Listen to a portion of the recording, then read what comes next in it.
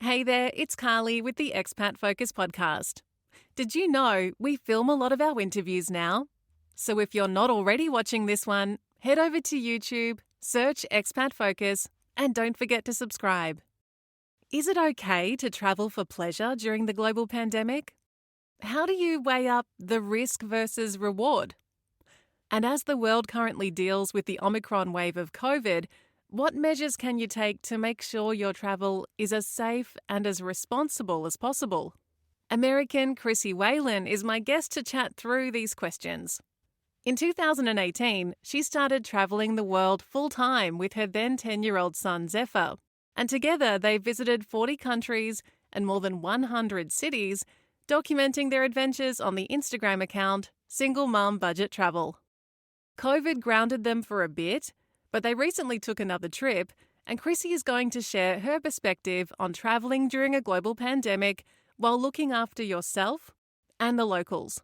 Crissy, just before I hit record, we were talking about how you must be an expert when it comes to PCR and antigen tests by now. How many do you think you've had in the last year? Well, it's so funny because it's hard to get a hold of them and you're not necessarily taking them when there's a lull, right? Like when there's not a surge in the variant or any variant, you're not taking, I'm not regularly taking them at home. We're just sort of hanging out. So I think we've done PCR and antigen. I'm going to say between the two of us, probably like 5 to 6 times. But it's been interesting because there's the lack of availability and then there's like what's the right thing. If I think I've been exposed, do I go stand in line with like a ton of people who also probably think they've been exposed for like hours at a time, because that seems counterintuitive to just like so yeah, we've taken a lot of tests, and you know it's almost hard to bring it up without it becoming political or finding criticism in your own country's way of dealing with it.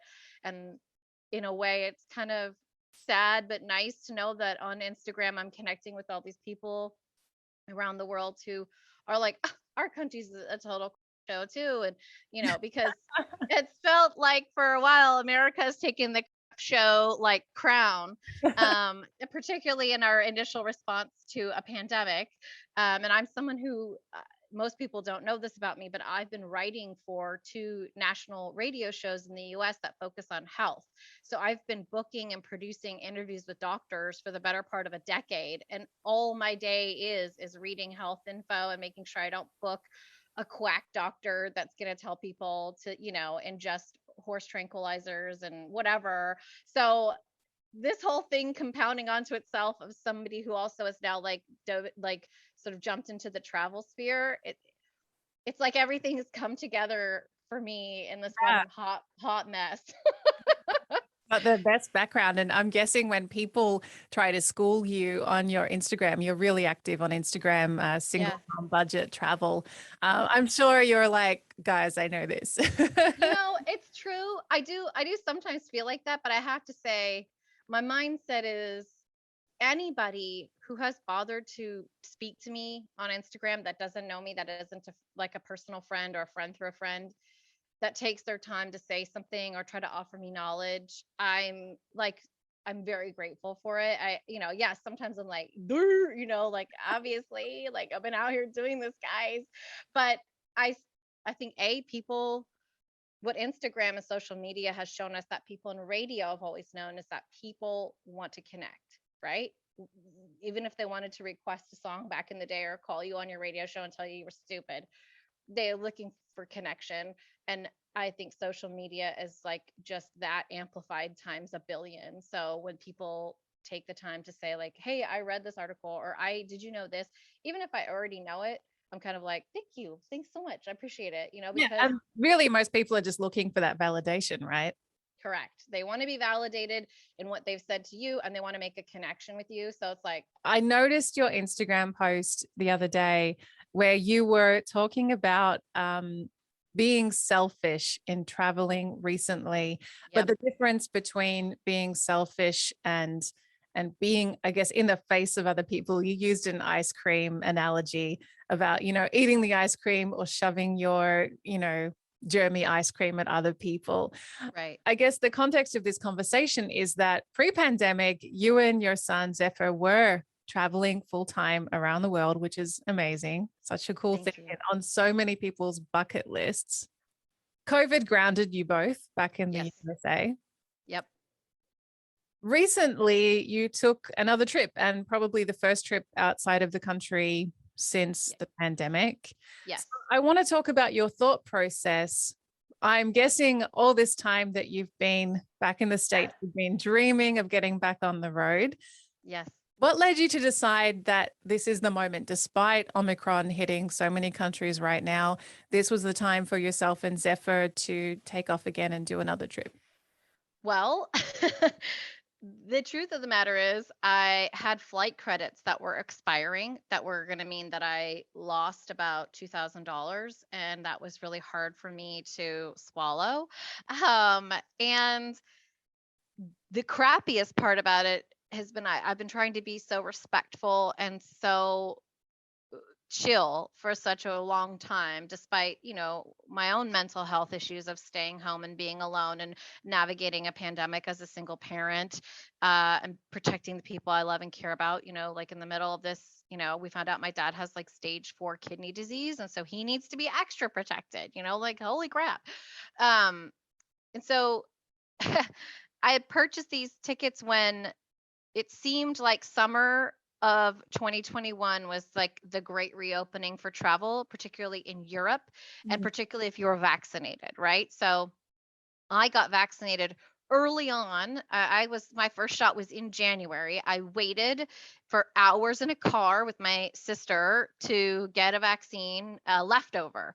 So I'd gone to a clinic literally in Bayou Jean Lafitte, which is like a tiny little bayou that looks like Pirates of the Caribbean outside of New Orleans. And we waited in line for, almost 6 hours in the car to see if they had leftover vaccines, and they happened to have it. So once you got the leftovers of one shot, they were obligated to give you the second. So I got vaccinated in late January, and then I got fully vaccinated in February, and by late February. So I was like, cool. And then as soon as Zephyr could get vaccinated, I got him vaccinated because I wasn't going to travel without both of us being vaccinated. Being world travelers, vaccination is 100% a part of traveling. Like, you cannot go to certain countries without vaccines or taking precautions for malaria or taking malaria tablets, whatever it is. So like for me, it's like, yeah, it's a given. You shouldn't step into anybody else's country without a vaccination. Full stop. So I wanted to make sure I vaccinated. And then it was like 2021 is going to be the great reopening. Yeah. Cool. We want to support that. We want to support tourism. We want to support people who've been struggling financially and economically. So I bought these tickets that had a little bit of flexibility with them, and I paid extra for the flexibility, but really you can only change it 2 times for the most part if you're buying cheap tickets. Right. And then it became a point of like, if you want to change this again, it's going to cost you like basically 3 times as much as the tickets had cost me. And then I lost one ticket that I had credit for. So that was like $1,000 that I just had to like just say, okay, whatever, this is the way it is now.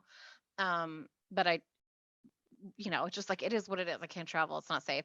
So we planned to go in late summer, and then the Delta variant hit, and we were like, crap. Okay, we're not going in late summer. This it's not responsible, whatever. So I had planned to push it towards basically December, because I knew like I had to use these flights before the year had ended or they would just go away. And I thought, well, it would really suck if I couldn't use these flights or whatever. So I'm planning this. I planned for a Thanksgiving with my sister and my mom and my dad, which we all hadn't seen each other for 2 years. And then from there, I was going to fly to Europe because we were already just sort of on the East Coast of the US. And literally, as I'm at frickin' Thanksgiving dinner, I'm watching this news of like the Omicron variant hitting Europe. And I'm like, what the actual F? Like at this point, I'm boosted. So I was one of the first people to get boosted as well. So I'm like, like I'm boosted. I don't know what else to do. Like I could turn around, but then I'd also rented my house out on Airbnb to people for like a long-term holiday rent. And I was like, Go back. um, So honestly, with a lot of trepidation, I ended up getting on the plane and just thinking like, worst case scenario, I'm financially sound enough in this moment to quarantine if I am told that I have to get on this thing and I have to quarantine in Europe. I also know, which, you're in France. France has been very strict and very like sort of despite protests or whatever, like pretty much everyone's like on the same team, even if they don't like it, the majority of people, right? So I thought, well, far out. My tickets are to France. Of all the places in the world that we might be safe and they might do something or they might consider what the best thing for us to do would be to land in France. And if they turned us around, they turned us around. Or if they told us we had to quarantine, well, I had the Airbnb set up. So, okay. And, just as an American, when you land in a country, I mean, I'm living in the South, right? So, like, inside my tiny bubble of New Orleans, it's predominantly like pretty cool. Uh, Politically, it's very split, but at the same time, everyone is relying on tourism to come back to New Orleans because the entire city relies on tourism. So it's kind of like, even if you don't want to vaccinate or you don't like the idea of a mask, most people were kind of like, yeah, but we need the tourists back. So, like, and we want carnival, we want Mardi Gras season. So, like, whatever we can do to get Mardi Gras back, we'll do it. We'll suck it up. So, a little bit more like France in that regard, which New Orleans always is more like France, right? So, I thought, okay, I'm going to do this. Worst case scenario, get sent back, whatever. If I got sent back, I could claim the tickets with my travel insurance and get reimbursed versus just losing the tickets, which was also a consideration I had. And then I got there and I was like, wow, France has this on lock, part of my French. I was just like, we had to apply prior to leaving. We had to apply like a month in advance and make sure we got our digital COVID pass from France. Um, it just seemed like everywhere we went in France was way less of the absolute chaos that is the United States. So, not that I'm justifying it at all, because you do have to acknowledge, like, you are potentially exposing. This is how COVID keeps traveling, right? People are just keep traveling. And so I got myself into a pinch because I couldn't go backwards. I couldn't stay at my family's like for a longer period of time necessarily. And I was going to lose these tickets. But if I'd gotten on the flight and we cleared customs and got turned around, my travel insurance that I had paid extra for would have reimbursed me for it. So it's kind of like, all right, let me just do this for the sake of getting reimbursed. Cause there was like, it just like my gut hurt thinking about losing my, it was like over $2,000 worth of travel plans, $3,000 worth of travel plans I'd made. It's a big loss. It's a big financial loss. And it's a big financial loss for somebody who is like, doesn't live on a larger income. So for me, at the saved, I worked so hard to save this money. And so, I still felt guilty about it. I still took off going like, I can't believe I've booked a flight and they've just announced that Omicron is like this, huge surge. And I'm going towards a continent that is ahead of my country on the surge, but I know it's a matter of days before it's wildfire across the US. So nowhere is technically safe, but that's still not an excuse or reason to be disrespectful or, whatever. So I, again, that's why I just like, you have to own it. Like, what I did was absolutely selfish for me. Like, I needed to go there so that I could get my refund. If I got my holiday out of it, okay, but I didn't even know how my holiday was going to be. So, right now, traveling for pleasure, as I said on my Instagram, is a selfish act. It is. Seeing your family for pleasure, it might be a mental health requirement for you. Like, you might be completely fried, but you are still taking a selfish risk. And everyone will justify it and will go, well, I'm vaccinated. I'm vaccinated. I wear masks. I got the digital COVID pass. I'm participating in the rules. You've got to just take on board that traveling is a selfish act for pleasure. Like, if you're forced to travel for work or you're forced to travel for whatever whatever you're escaping, fleeing something, sure. But travel for pleasure in this moment is still, we're still in a pandemic. It's still a selfish act, and you need to acknowledge that and not be flippant about it, right? Like, if But you're you, going to you do did it. take the selfish act and you got through when you landed in France. Yes, we did get through. And then we went to Denmark as well, and we went to Finland, and everywhere we went in the EU, I remember being in the Arctic Circle in Rovaniemi, and we're at a little tiny restaurant, and there was like two people in the restaurant, and I had our digital COVID pass and our vaccine cards with us, but I didn't have Zephyr's passport. And this lady said to me, "You need to go back to your thing and get his passport because I need to match it." Which I was like, "Yeah, you know what? Fair play." Like she said, next time. Inconvenient, but Right. I was willing and had the conversations with Zephyr about like how this travel would be in this time. We will be inconvenienced. We will be turned away. We might not make it. Like all of the expectations for us were set. So I tried to be very prepared. I tried to be like really considerate of the people who are trying to work, like the person in the store, the person at customs, the person that's your waitress, the person at the grocery store, the person on, in the metro trying to sell you your ticket and explain to you how to do this. It's the mentality of like, if you're a guest, and how do you behave as a guest in someone's home? And so that's kind of how it was. Like, if they ask me to leave, they ask me to leave. If they ask me to wear a mask, I'm wearing a mask. If they ask me to prove my ID with the thing, even though I have the digital thing, cool. They're doing the right thing. They're trying to make it right. I'm a guest, so that's how you behave. And I've been saying that prior to the pandemic. When you go to another country, you go to another city, you step out of your house, you're a guest somewhere, right? You are, that is my the one thing I wish people would learn in travel is that you're a guest. It doesn't matter you paid to be there. That doesn't give you the right to treat people like, it certainly doesn't give you a right to spread disease and behave disrespectfully in a country that is not yours. Like, I don't go into my friend's house and take a dump on their carpet. I use their bathroom and I wash my hands. And people are behaving as if it's okay to just go spread their germs and take a dump on everyone's carpet. two questions. One, how did you and Zephyr go about striking that balance between being tourists, Yep. traveling, seeing things, because that was the whole point of traveling. That is the whole point of traveling, Right. and being respectful. And what did you notice of other travelers that you would say is the wrong way to go about it right now? So we made a pact that like we would just suck it up and walk a lot.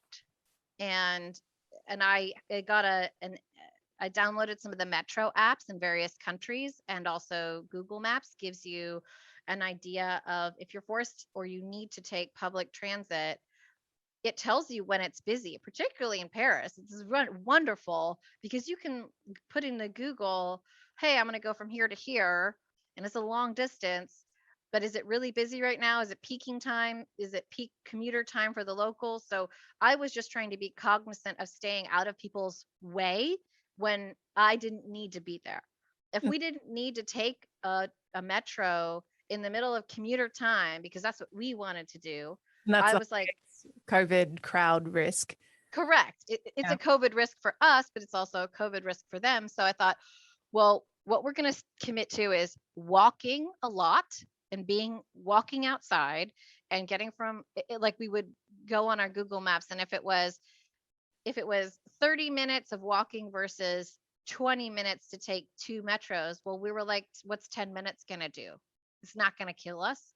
Um, and so, I mean, and in a way, it kind of counteracted all the croissants and cinnamon rolls that we ate because we were walking like 8, 9 miles a day. So we didn't, and then just being conscious of where were crowds. Like, I never had any interest in being in a place that was super crowded. And so even at places like the Louvre, you could see when you were buying tickets, or you could see on Google, and I don't know how they do this technology, but it's kind of unreal and whatever. It's probably because they're tracking all of us, the amount of crowds that were there. So like, even though when we finally got to the Louvre, it was more crowded than I thought. They did turn people away in line who did not have their COVID pass and who did not have weren't willing to wear a mask. I mean, yes, I saw people behaving badly all over the place. There's, a million wannabe influencer photo shoots of girls in ridiculous clothing, no mask, posing everywhere, that I was just Actually, one like, of the things I love most about your regular Instagram stories camera on the influencers and give us a nice little commentary on what you're seeing and how ridiculous they look. it really is. And I don't mean to be nasty to anybody, but I just feel like prior to even COVID, and you don't need a photo shoot in front of a Picasso because you're not as interesting That's as that right. Picasso. I mean, he might pull or whatever, like he might be a womanizer, but like just art versus like, and I always have said this, like, yeah, art versus you, like you're your own masterpiece, but like if you're going to a place to see other things, you know, how much of a photo shoot do you really need of you there? Like I'm all for a happy snap of like, hey, I paid $500 to get to the top of Machu Picchu. I'm getting a picture. Fine. Versus the photo shoots of people who are putting themselves in peril. They're taking up everybody else's time. And you're like, what is the purpose of that? Love the influencers with a bag of alternative outfits. Yes. Oh, I've seen it all. And I think I was really shocked to see that in COVID in the middle of the Omicron variant, and I did see quite a lot of that. It was like, yeah, could you like, I mean, this feels like you don't need to have an entire photo shoot right here, particularly with no mask and I mean, particularly like, actually, on one hand, I get it because there are less crowds for the influencers to have these landmarks all to themselves to play with. But yeah, it's a bit extreme. it is extreme. And, I've always said like they're always doing the dumbest thing. They're like leaning across something or like sitting on a cliff somewhere. And I'm like, okay, like, no offense, but like, I don't want to see you die. That will mess me up. Like, get the hell away from the cliff some more, you dumb. Like, so I saw a certain degree of that. I saw people who didn't want to wear masks in stores, didn't respect restaurants, who were trying to like follow protocol and, like to argue with them about it. I saw people trying to get away with eating on public transit as a way to not wear a mask, which I was like, nice try, psych. We already know that. We know what you're doing. And I think to me, getting my head around the fact that women are assholes has been like the biggest pandemic for me, that like women who I'm like, I mean, we're all assholes. Like it doesn't matter. I feel like I've always put women as a higher moral standard. And what I've noticed in the pandemic and being an American the last 4 years, women are total a-holes too. And so it's just like, seeing some of that, you're just like, okay. That's been the most shocking part, I think. And you did stay with hosts when you were in Europe most recently over Mm. winter. How did you find the hosts were with having guests during the Omicron wave? Anyone who is, I mean, the people's Airbnb that I rented in Paris, they had just in 2020 purchased that apartment. They live in the building. They purchased a secondary studio for Airbnb because it is a way to make money in France. I mean, Paris is one of the most expensive cities in the world to live in. So, there's always going to be controversy whether, Airbnb is okay to do or not, whatever. I'm very grateful for it. I do it. Like I do like the idea that you have to live in the same place or live in the same building now. I think those rules are good. Because I live in a city that was like totally predatorily, like, I don't even know if that's a word, but like taken by people who didn't live there, just buying up stuff and pushing out the locals. So I'm very respectful of that. I live in my house. I Airbnb the front of my house. That's how we should be moving forward. And also, I do think like with those rules, it allows local hotels and locally owned hotels to have a chance, which I always support locally owned hotels as well. I don't just stay in Airbnbs, but for our hosts, they had said like they bought this thing, they lived next door. They were hoping to manage it and make some extra money off of it. He was a teacher, so like his whole life had changed as well, being a teacher during COVID. And, you know, they were grateful that we were staying there. He kept trying to apologize that he didn't have two beds for us. And I was like, as long as no one tells my son's friend he had to share the big bed with me and we put pillows in between us, or whatever. It's like, when I went to Finland, I stayed in an Airbnb and then we stayed with the host in her Airbnb, and both people in Finland were really grateful for it. Um, it's hard. I have so much compassion for people who have suffered through this financially. I can't say that I have suffered financially because I wasn't making that much money necessarily prior to the pandemic, which is why it's single mom budget travel. And I've kept my job and I'm very grateful for that. And so I've been living off of a really small income and living a life that feels very close to a financial edge, even though I do get child support. And so I don't want to paint a picture that I'm impoverished, but in comparison to like what a lot of people went through where like literally their livelihoods were just taken away, I'm very empathetic towards that. And so that's been the balance of like, how do I support travel and tourism and the people that I love who make it possible? And how do I be respectful of a pandemic? And it's a threading a really gnarly needle. It's like just been so hard to do. I mean, I almost didn't want to even post on Instagram through the pandemic because I was like, I don't give a shit about talking about travel right now. I give a shit about how people are doing and what's going on. But at the same time, I'm like, well, but when we get through this, I really want to continue to promote it and I want people's livelihoods who are in the travel industry to like continue. So again, it's been just a very bizarre balance. And I don't know how other travel bloggers and people have handled it, but I have felt so much angst and stress over it just from like a philanthropic, I give about the world point of view. Have you found it harder to travel on a budget during COVID? That's interesting. I think yes and no. I think uh traveling right now recently rates are obviously lower, so there's that, and I don't want to promote that. That's not something where I'm like, yeah, get in and like get those cheap rates, even though like in reality, like, yeah, things are a little bit cheaper.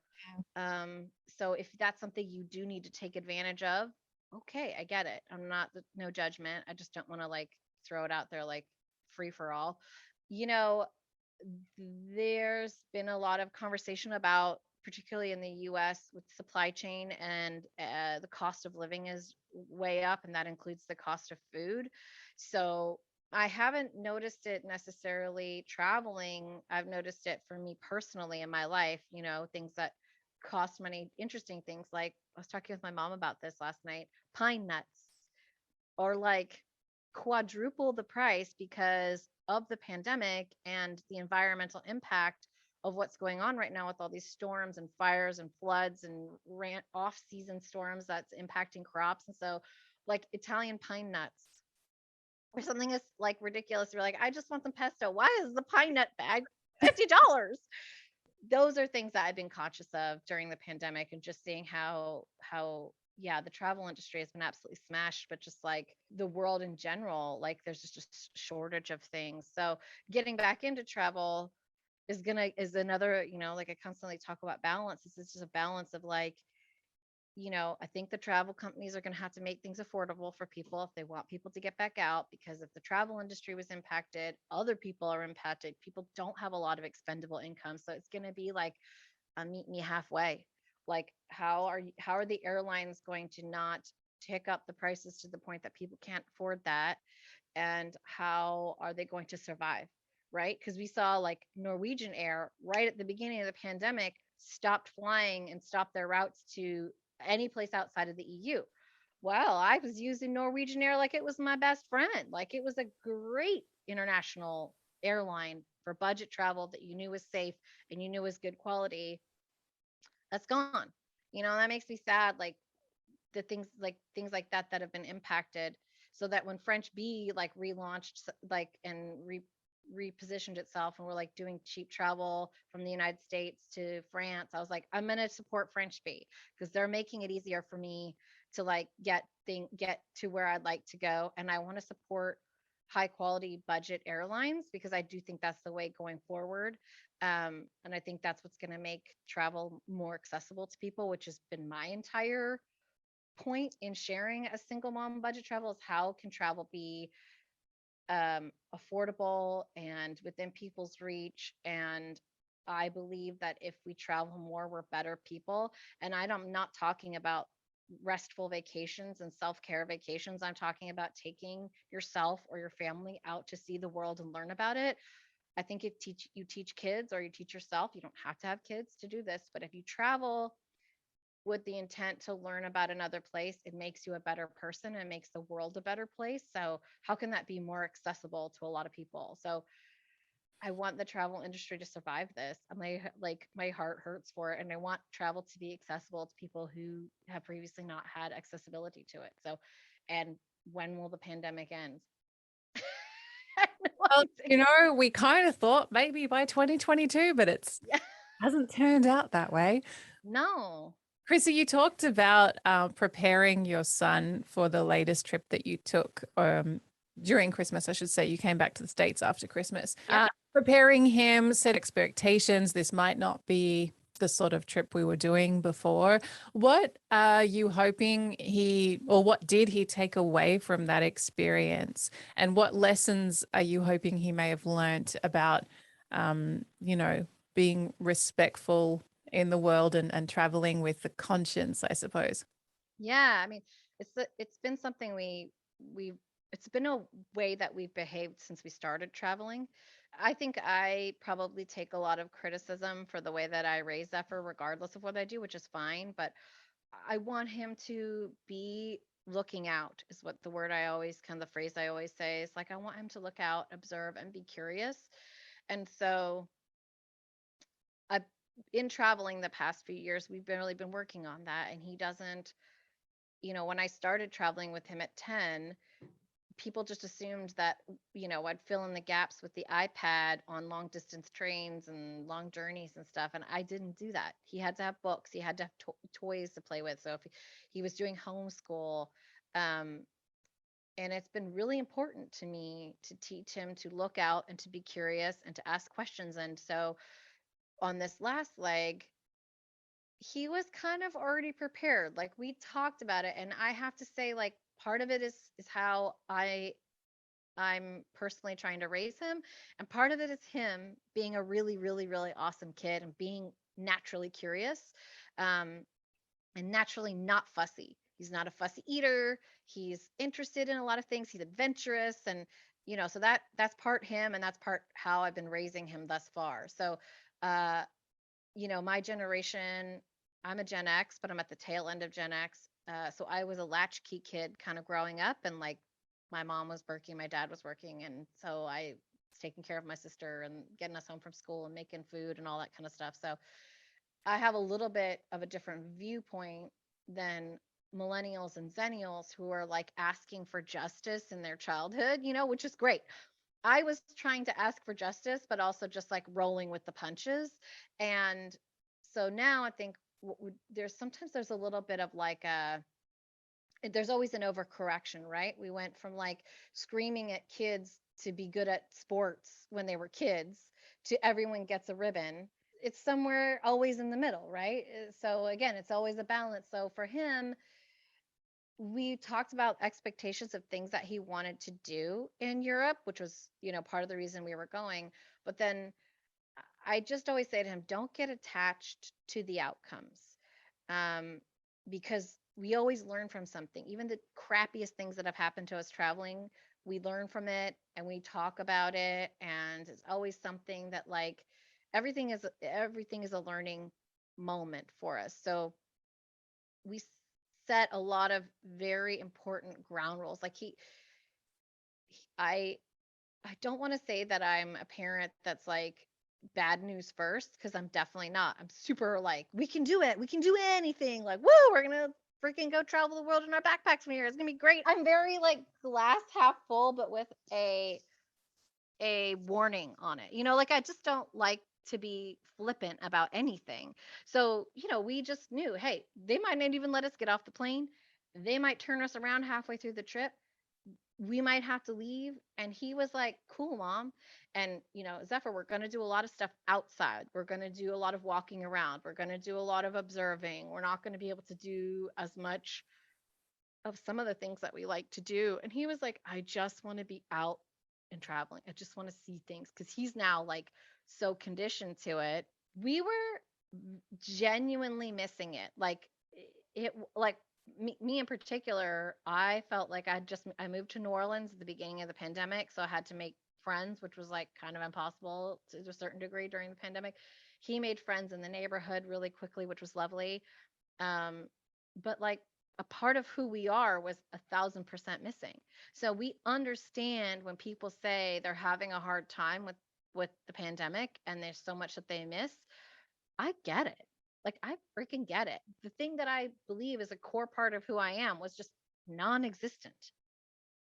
But also, I give more of a shit about people than I do my needs first. I understand. And that's why you try to teach your kids. It's like, cool.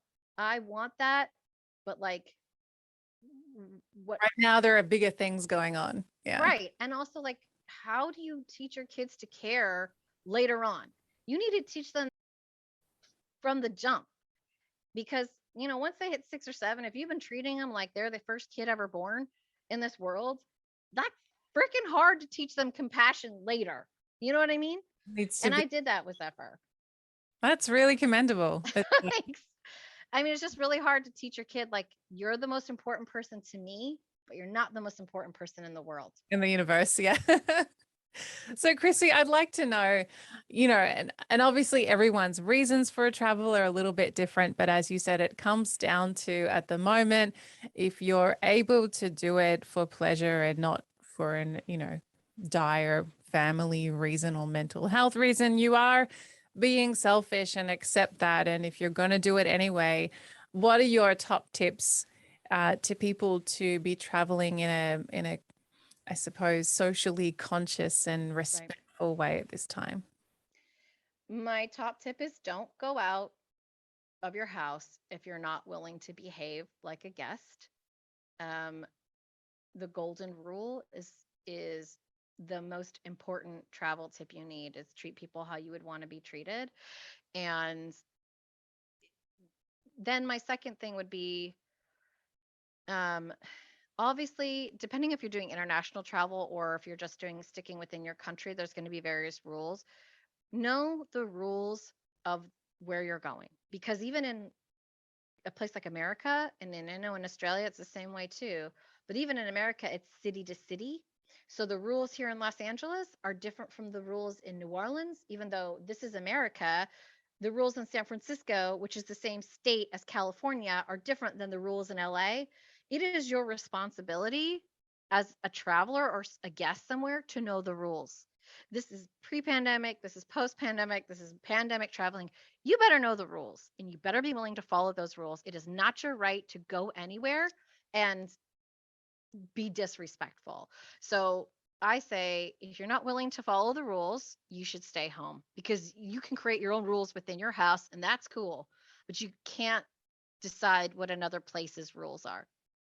And if anything that we've seen from this pandemic is that people don't want to follow the rules, right? So if you're not somebody who can follow the rules, you're not ready for travel right now. Sorry to tell you. You're not gonna say it. That's just I'm not changing my opinion on that either.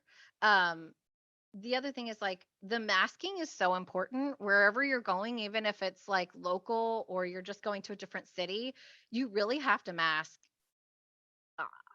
I'm like not even interested in the debate any longer. Um, it's just the way it is. So be And can I prepared. just say hashtag influenced because after you posted the other day about the different higher grade masks that you Yes. chose to travel with, I actually jumped on Amazon and bought some. Oh, good. Yes. I found the KF94 mask is the most comfortable, but offers the similar protection for anyone who didn't see that or doesn't know what I'm talking about. Like the KN95 is obviously the top level of quality for masks in terms of protection, particularly with this variant. We found out that with Omicron, again, it's like with travel and with life, even when shitty things happen, we learn from them. So we've been learning as we've gone across things are happening in this pandemic. The cloth masks aren't cutting it anymore. The medical masks maybe aren't even that great either. Omicron, yeah. Right. So for me, I found the KF94 mask is a go-to because it provides the comfort around the ears that maybe the medical and the cloth masks kind of have. Because if you've noticed that, like with the KN95s, they're like the duckbill mask and they're super tight, which they're supposed to be, but it can be really hard on people's ears. And so for me, if it's people are saying to me, I don't wear the mask, they're so uncomfortable. I'm like, well, try this KF94. I feel like it's the best of both worlds. It's got the wire so that you can push it around your nose and stay really tight and compact and safe, but it's got a little bit more comfort around the ears, like the medical masks, the cloth masks offer. It goes all the way down underneath your chin, which is really important. You don't want gaps. Um, Wearing a mask is so important, and you've got to make it work how it can work best for you. Washing your hands, carrying hand sanitizer, like I can't even stress enough how important that is. Like I knew that as a parent, putting my kid in preschool, their fingers are up their noses and in their butts all day long. And they're not like, I mean, I'm serious. Like they had to shut down my son's preschool at one point because the norovirus in like 2012 or something was like ripping through Southern California and preschools, and ours got shut down. And I remember it vividly. And I was like, yeah, I worked at his preschool. I got thrown up on. I had to like wipe poo off the walls. I had to like watch kids have their fingers up their nose all day long. And you're like, so when they started saying like, oh, it's so true. Kids are disgusting. People are disgusting too. Like I've seen so much in the world of like traveling where people are just like picking their nose on public transit. I'm like, what the hell are you doing?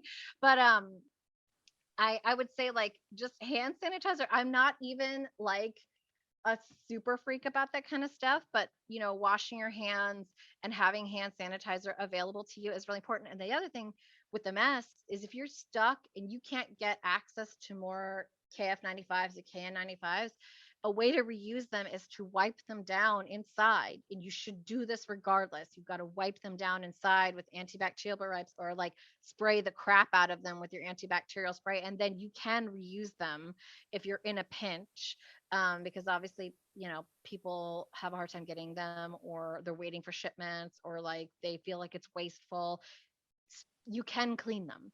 You know, I personally believe you should be vaccinated. I don't like to like preach about that to people because it just ends up in some type of like my body, my rights argument. And I get it. Um, as a traveler, if you're traveling internationally, you do kind of have a responsibility to be vaccinated, because from what we've seen with the testing in particular, is it's not super accurate. So, and that's another reason why I've been sharing about my son, having COVID and me not having COVID. We're in the same house, or people getting false negatives or false positives or whatever. So, like, if you're planning on, even with the Djokovic situation, the testing is not super accurate. That can't be the only thing. And I think that's what we're going to see coming through in terms of the travel trends for 2022, is just this expectation that you're going to get vaccinated if you want to travel internationally. So be prepared to do that. One point I wanted to raise that actually I saw because of your ex-husband, and I'm not a stalker, he has a profile himself. Yes, he does. Definitely used to be a colleague, so that's how he is a colleague. Yes. He posted after visiting you guys in LA, he happened to still be there because he's tested positive for COVID. And he made the really valid point that if you're going to travel, make sure you have the funds, the means to extend your trip if you have to, because he's now in hotel quarantine and looking at needing to spend a couple of extra unexpected weeks in the States. I said that to somebody who messaged me the other day, and I said that to him. And I said it to him because I was preparing for that. I said, if you're going to travel now, and I said it on my Instagram, be prepared that you will be stuck, because you have no control over those rules.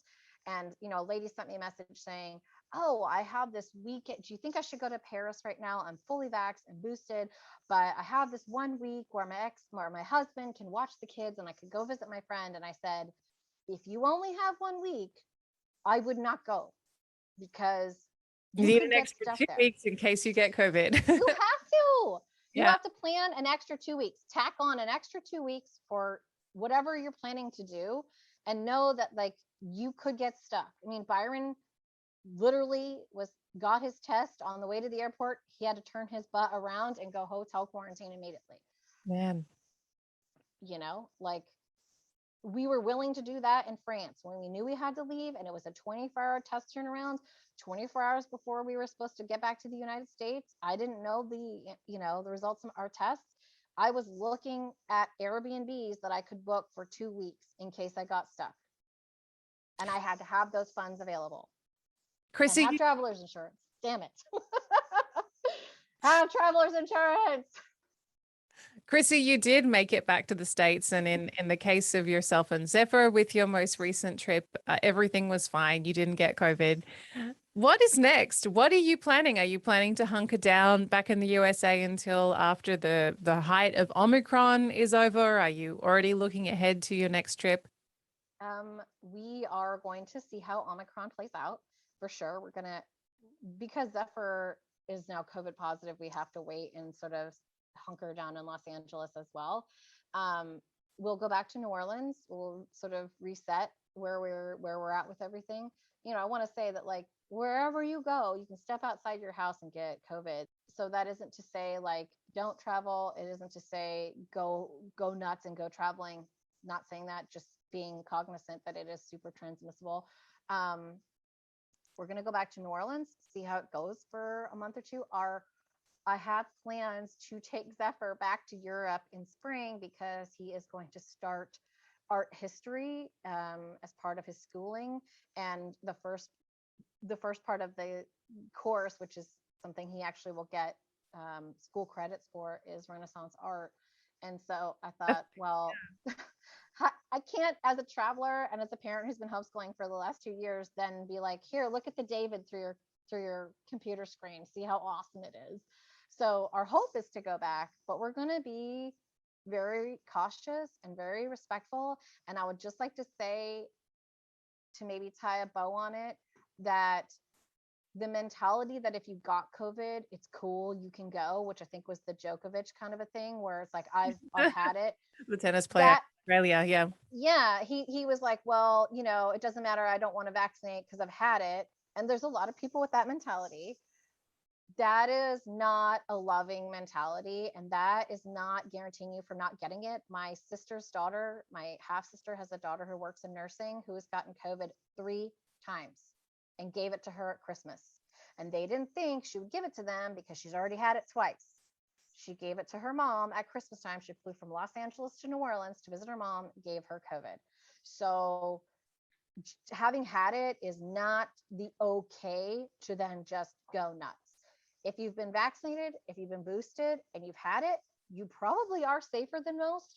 But with the way that it keeps continuing to mutate, that is not something that anybody should be promoting. That's not enough. And it's not okay to say that. So we have to like squash that as like, I've had it, I'm fine. That's my like, whole kind of bow on all of it. Crissy, it's been a real pleasure to have you on the Expat Focus podcast. Thank you so much. Thank you. Single Mom Budget Travel is where you can find Crissy on Instagram. Make sure you follow her to see what she and Zephyr get up to next. That's it for this episode. If you have travel advice to share, join the conversation with us on social media. We are Expat Focus. For free moving guides and other useful resources, you can head to expatfocus.com, and I'll catch you next time.